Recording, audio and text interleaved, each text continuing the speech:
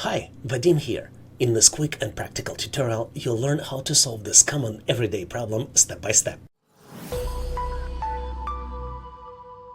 Here's another problem you can solve with Gemini. Long YouTube videos often take too much time to watch, and AI summaries sometimes hallucinate by inventing details.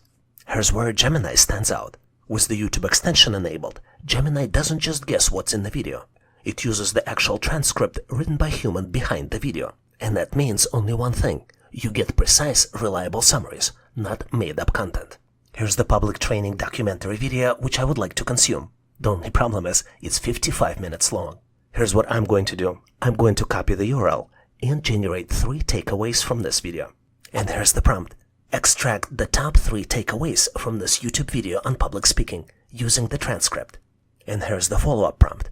Turn those takeaways into a checklist I can use to prepare for my next presentation.